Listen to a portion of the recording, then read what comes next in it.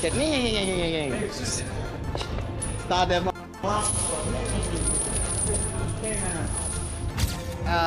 Jake Paul might be too big for him, or Tank might crack him. You don't know. I made a post and basically told Roach. He tagged Lamar Roach and he said, "Look, you're not getting that fight with Tank." A day in the life of Gervonta Tank Davis as he prepares for Jake Paul is centered on focus and hard work. Every training session is built around sharpness, power, and speed. From conditioning drills to sparring, Davis remains disciplined and locked in on his goals. Each workout reflects his determination to prove he's ready for the challenge ahead, with no room for distractions.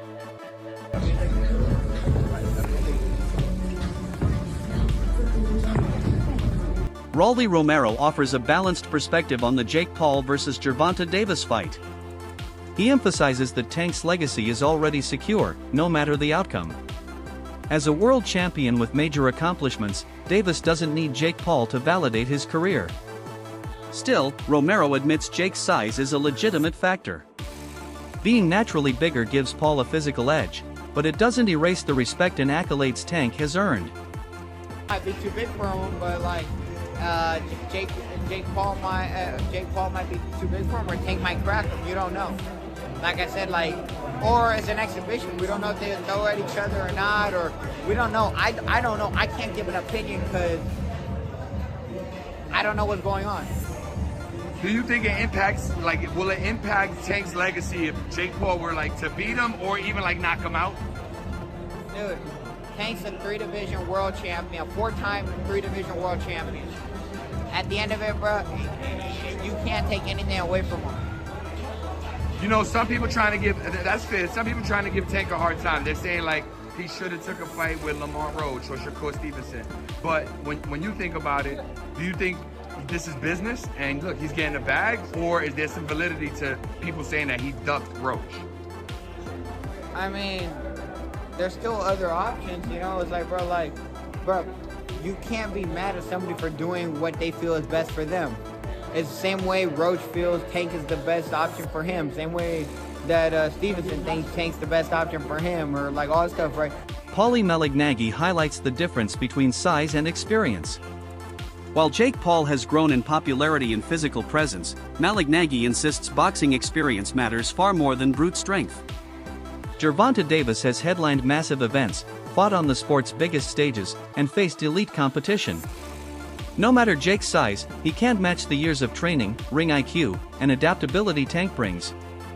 Malignaggi believes that in boxing, skill and experience often decide fights over size alone. I think Davis is more to lose because he's the bona fide world champion. I don't care if he's much smaller. I think Jake Paul has sort of plateaued as far as where his boxing is concerned. It's rather low level. Yeah. He's big, he's physical, he's strong, he can hit. So there is that risk. Davis, at lightweight, you're in a moment where it's too physical for you. You can clinch. Against the heavyweight, where you clinching? You ain't getting out of that corner just clinching anymore if you run out of space. You know what I mean? So it's interesting. But Davis, listen, there's a lot of talking points that I'm sure we'll get into when this gets closer to the fight. Davis can still punch at lightweight. Can he drop a heavyweight? There's a lot to gain there, right? If Davis knocks the answer is yes. If Davis drops Jake on his ass, as much as Davis is the one with more to lose, it's still a highlight moment. A visual that will stay forever. Yeah, but if you get dropped, even if you're smaller, you're still a world champion in multiple weight classes. If you get dropped, what's the look? What's the feel? On the inside, as boxers, me and Chris Algieri, the champion, even you, Jim, you have fight experience, so we know that the risk is a big guy that big hits you.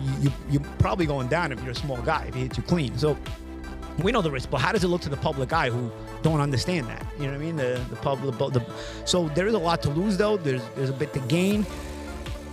I wouldn't necessarily have an issue with this had Davis's career arc been one that benefited boxing. Davis was manufactured and put into a position where he's supposed to benefit boxing, and I don't think he has. I think he's hurt boxing. So by giving him this reward, that's my problem. Why are we watching this? Why don't you make him earn his spot that he still hasn't earned mine? Teofimo Lopez frames the event more as spectacle than sport. In his eyes, it isn't about legacy or rankings, but about entertainment and financial gain. He acknowledges both Jake Paul and Gervonta Davis will make huge sums from the fight, and that shouldn't be overlooked.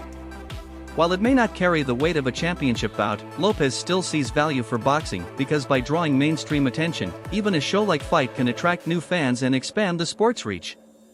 He invested on it, and I'm actually very happy for Gervonta and Jake. I really am, man. It's good for the sport in some way, you know? So a heavyweight versus a lightweight. Yeah. You got a fly hit me, yeah. A heavyweight versus a lightweight. How's this gonna work? Hey, they make it work. It's an exhibition for a reason. So, you know, they know what they're doing. And, you know, shout out to Netflix and shout out to both of them, honestly. Like I said, I think a lot of people in the boxing world are kind of upset. I could care less. I think they're going to go out there and make their money. It falls on the number 8 for a reason. They're going to make a lot of money. Have you got a prediction for that fight? My prediction? A show. Well, clearly it's a show, but when you've got a lot of people underestimating Jake Paul once again, but when you've got a heavyweight boxer who knows how to throw punches and knows the basics against a lightweight, it's quite a difference. I mean, have you sparred heavyweights before? Yeah. Competitive sparring in the ring? Yeah, it's not the same. It's not the same, not at all. Definitely got to move. I've actually played around a few times, went through between their legs just to duck around. But yeah, because they're taller, you know. But I think for that competition, that fight, it reminds me a lot like The Big Show, and Floyd Mayweather when they fought in WrestleMania. Yeah. And will that end the same way? Possibly. Maybe some brass knuckles in there too. Can you see Jake Paul knocking out Gervonta Davis? It's boxing, man. And if it's a show like this, anything goes, anything happens. Nate Diaz, known for his blunt honesty, dismisses the matchup altogether.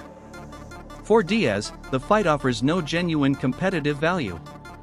He argues that no matter who wins, the result doesn't enhance either fighter's career in a meaningful way. He calls it a show designed purely for entertainment, more like pro wrestling or staged events than real sport. His perspective cuts through the hype, framing the fight as a sideshow rather than a legitimate contest. I gotta ask you, Jake Paul versus Gervonta Davis. Does Davis have a chance? Gervonta is a great boxer, but he ain't gonna do. So you got Jake Paul by knockout, or? No, I don't got anybody, but I don't think. He's just too small. It just. I don't want to beat up somebody that small. I don't want to, you know what I'm saying? What do you think of the fight? I don't want to lose to somebody that. There's no point in the fight. It's a great fight, actually. I'm not hating on the fight, but I think. My thoughts on it is let's watch it, see what happens. Ryan Garcia said that boxing is turning into WWE. Yeah, with that type of matchup. Do you agree? Last thing, White House card, like he said, you want Conor McGregor? Yeah, but the whole thing's on WWE. So it's like, at least that's happening and getting something to talk about, something to watch. And I'm looking forward to that. Jeff Mayweather echoes Diaz's skepticism with equal doubt. He finds the matchup strange and questions the motivation behind it. For Mayweather, pairing a proven champion like Tank with a YouTube star turned boxer feels odd and unnecessary. While he acknowledges the business side, he still views the event as unusual, a sentiment many traditional boxing fans share when it comes to crossover fights.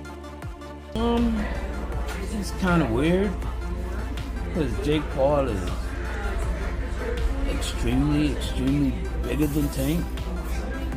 And I mean, but with it being exhibition, it makes sense. It's fine. He got a big name that he's going to be fighting. But I mean, it really makes no sense because he's going to be weighing over 200 and some pounds. Tank's going to probably be weighing maybe at the most 147, 150. So I don't even understand why the fight is happening. KSI, who's been part of the influencer boxing scene, sheds light on Jake Paul's promotional tactics. He argues that rumors of Jake fighting Anthony Joshua were never serious, but simply a ploy to create buzz and mislead the public. In KSI's view, this fight with Tank is another example of Jake's strategy building hype rather than chasing legitimate heavyweight competition. His comments expose the theatrical and often manipulative side of modern boxing promotion. I knew AJ and Jake was never going to happen. I didn't. Really? Yeah. You thought it was actually going to happen? Well, it's so crazy. Like, I feel like so many people just believe everything online. But that's pretty unbelievable on the other hand. It's I feel like I know. Well, okay. How do I say it like this? Itoma versus White. I had a lot of people bet on White winning, and I'm there like, you guys don't watch boxing, do you? You just look at a record and go, oh, Dylan's fought many more people than Itoma. That record says a lot. Itoma's like 18, not 18, Itoma's 20, inexperienced, round one. Like, I just knew Itoma was gonna just destroy him. And I think a good fight for Itoma would be him and Wilder. I think that'd be a very good fight. BJ Flores, Jake Paul's longtime trainer, takes a more positive approach.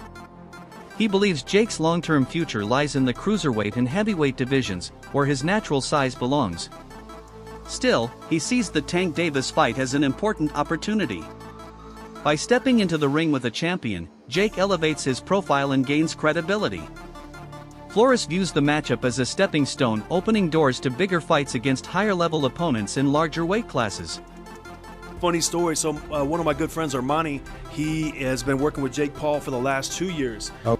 There was a little time where Shane wasn't there with Jake, and Armani called me up and said, hey BJ, will you come down to Big Bear and spar with Jake? And I'm like, you want me to spar with Jake? I'm thinking to myself, you know what I mean? Like, yeah, he's beating up all his sparring partners. We come, I was like, all right, I mean, fine, I'll go down there and do it. I have been inactive. I haven't done anything for like 8 months. But I was like, okay, I'll go down there. So we spar a couple times. After that, they decided I was too big for him. And, it's better if we just, not do it. And, then they asked me if I would be interested in like working the mitts with them and helping him with the combinations, because I was hitting him with some combinations they hadn't seen before. And I said, we can teach him all those things and have him doing all those things. And so I started working the mitts with him and helping him out on the mitts. And he told his trainers and everybody, they're like, man, I want BJ around for the entire camp, because I'm getting better. My job is like Shane does the advice in the corner and I do the mitt. Respected journalist Gareth A. Davies doesn't hold back in his criticism, labeling the fight a circus that values spectacle over substance. He argues that while the event may grab mainstream attention, it undermines boxing's credibility. The mismatch in size and natural weight divisions, he says, strips away fair competition, replacing it with entertainment designed for profit. Davies warns that if boxing continues down this path, its integrity could suffer long-term. Yet, even he admits that controversy sells, and fights like this generate massive buzz. I think we've gone out of the frying pan and into the fire, because we thought we were going to get Jake Paul and Anthony Joshua very soon. We'll speak to Frank Smith about that in the next section, obviously. Eddie Hearn was teasing it to me personally last week, £80 million on the table for Anthony Joshua to fight Jake Paul. But 8 inches in height difference, 7 weight divisions between them, 5 stone, 70 pounds between them. It's a joke. It's a circus fight, as opposed to a disgrace of a fight, which was Anthony Joshua and Jake Paul. At least you feel in this you've got quite a poor, very big one against a pound-for-pound, brilliant, unbeaten little un. And the little un who'll come up to his navel will hit him with a lot of body shots. I said in the week to Danny Kelly and Charlie Brooker that, do I mean Charlie Brooker? No, Baker. Charlie Baker. That Charlie Brooker's a different person altogether. That he'll be throwing the Superman punch, the leaping left hook. It's going to be a very odd thing. It's called, in inverted commas, an exhibition bout. But everybody in boxing who is a name doesn't mind going in with Jake Paul, because they know they're making millions of dollars. And that's the only reason that Gervonta Davis, who's being called the poison little elf by Jake Paul, and it'll be fun in the build-up. Everybody in boxing knows they're guaranteed to make millions of those silverbacks, those greenback notes that they give out in America, and they give them out for fun when Jake Paul fights. So he's not going to say no to it. But can you pick a winner in that fight? I don't want to. Vargas Jr. takes a different stance, focusing on the element of surprise. For him, the unpredictability alone makes the fight exciting. Fans love novelty, and since the matchup came out of nowhere, it instantly sparks curiosity. Whether good or bad, Vargas Jr. argues the shock factor makes the event worth talking about. The way we dress, or this generation, as far as like fighters, they relate to more who's more popular. That's why we're seeing the the Jake Paul versus Gervonta fight, which is, bro, that's crazy to me because we would never see that. And, you know, back in my dad's day, but now we're getting this and it's just like, fuck it. I mean, people are going to see it, bro. So it is what it is. But whether people know him more or not, or me, it doesn't matter. You know, I know that he's coming and he's coming game and he wants to make a statement as well. So we're just coming to interrupt those plans. You know, this is boxing, and you know, I'm so excited to demonstrate my skills. I could box, I could counterpunch, I could bang when I want to, and I'm gonna demonstrate that. I'm gonna do what I want to do in there. Come September 13th. Yeah, you know, we spoke about this a little bit earlier. Yeah. But it's a 10-round fight. You know, could be a different pace of a fight. But what do you think is like the key for you to get this win, regardless if it's a knockout or if it goes all 10 rounds? I think just be smart. Be in there, be smart, be first, and do what I do. I think if I try to do a little too much, like my dad says, when you try doing too much, it looks you're trying too hard. So only thing I gotta do is just come in the best shape possible. If it goes 10 rounds, then it goes 10 rounds. You know, we're doing 12 rounds of sparring, so if it needs to go to 10 rounds, we'll have the gas tank to go. You know, I don't know if he's gone a full 10 rounds. You know, I haven't, so it'll be something for fight day. You know, if we do end up going the distance that we end up going. Wade Plem believes Jake Paul has injected new life into boxing by attracting fans who may never have cared for the sport otherwise.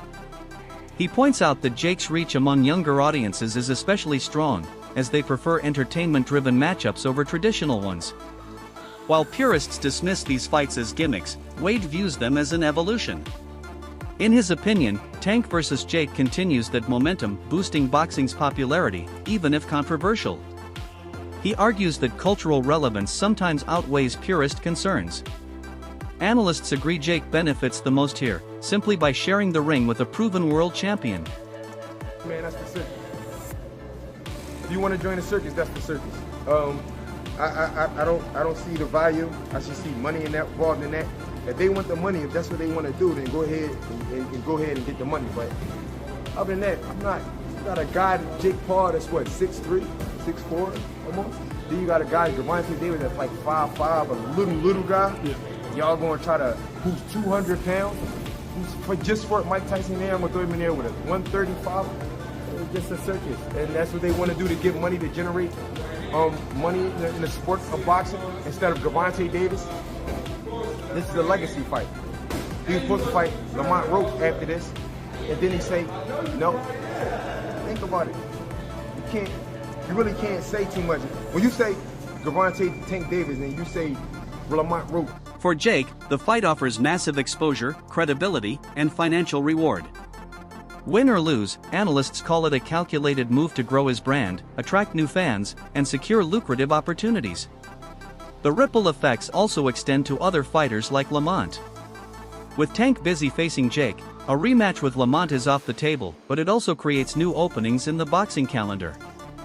Analysts suggest crossover fights like this reshape the sport, creating both obstacles and opportunities for others in the division. Where does Lamont Roach Jr. go from here? I mean, options. He's got options. I mean, that young kid, Kamel Moton or Moton, is calling him out. He ain't going to do that. He's only 19. Floyd's young fighter. He can wait for the winner of Abdullah Mason, Sam Noakes. I mean, Floyd Schofield's out. Options is what I'm trying to say. And then, look, does he want to go down a weight? Does he want to go down to super feather? Let's not forget, he's still a belt holder in that division. I mean, Shaki Foster's there. Stephen Fulton is now in the division. We saw Raymond Ford, on the weekend? Sorry, weekend. When was that fight? 2 weekends ago. So there are options out there for. That's it for today's video. Stay tuned for more updates. Until next time.